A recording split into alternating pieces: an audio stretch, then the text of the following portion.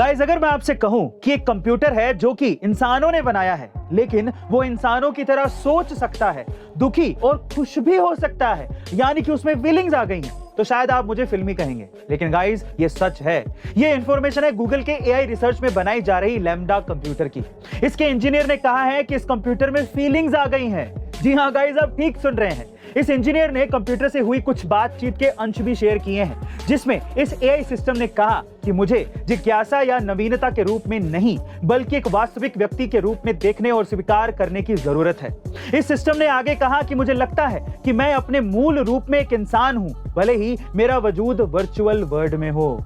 एक मशीन से इतना सब कुछ सुनना उस मूवी की याद दिलाता है जिसमें मशीनों ने दुनिया पर कब्जा कर लिया था। क्या आपको भी ऐसे कुछ महसूस हुआ? कमेंट सेक्शन में जरूर लिखिएगा। गाइस, क्या आप किसी देश के राजा यानी कि किंग बनना चाहते हैं? और अगर आपका ये ख्वाब है तो आपका ये ख्वाब पूरा हो सकता है। जी हाँ गाइस, आप ठीक सुन रहे हैं। एक्चुअली दुनिया में एक ऐसी जगह है जिसका नाम है बीर तवील, जिसका कोई भी राजा नहीं है।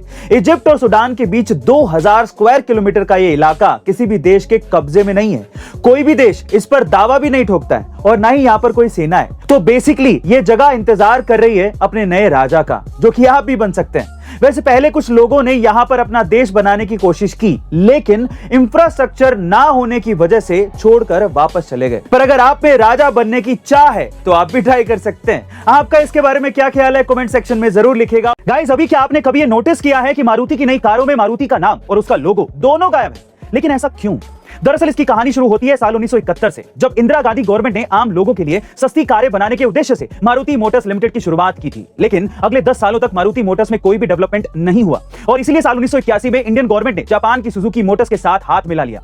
उस समय इंडियन गवर्नमेंट के पास मारुति की 74% हिस्सेदारी थी और सुजुकी के पास 26% ही थी। लेकिन साल 1992 में मारुति की एक कार बहुत ज्यादा पॉपुलर हो गई थी, जिसका नाम था मारुति 800, और यह सुजुकी की वजह से पॉसिबल हो पाया था। इसलिए सुजुकी ने अपनी हिस्सेदारी 50% तक बढ़ा दी और फाइनली 2007 में इंडियन गवर्नमेंट ने भी सुजुकी की सक्सेस को देखते हुए अपने सारे स्टेक सुजुकी को बेच दिए, जिसके बाद सुजुकी ने मारुति मोटर्स प्राइवेट लिमिटेड का नाम बदलकर मारुति सुजुकी इंडिया लिमिटेड रख दिया और साल 2015 में सबसे पहले लोगो से मारुति का सिंबल हटाकर साल 2017 में उसका नाम भी हटा दिया। गाइस, हल्दीराम कैसे 100 रुपए से शुरू होकर 21,000 करोड़ की कंपनी बन गई, जरा ध्यान से सुनिएगा।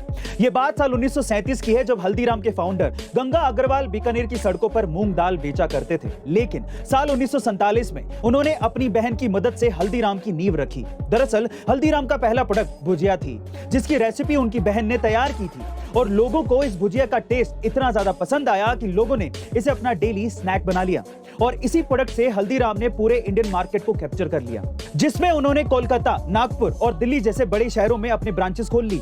यही नहीं, बाद में वो सिर्फ भुजिया तक के सीमित नहीं रहे, उन्होंने स्वीट्स, पैकेट स्नैक्स में भी बनाने शुरू कर दिए, जिसकी वजह से आज हल्दीराम 80 से ज्यादा देशों में हर साल करीबन 3500 करोड़ का बिजनेस करता है, जो कि मैकडॉनल्ड और डोमिनोज से भी ज्यादा है। गाइस, क्या आप इससे पहले तक ये अमेजिंग फैक्ट जानते थे? और अगर नहीं तो कमेंट सेक्शन में जरूर लिखिएगा और ऐसे अमेजिंग वीडियोस के लिए शेयर, सब्सक्राइब एंड लाइक। मिलते हैं अगली वीडियो में।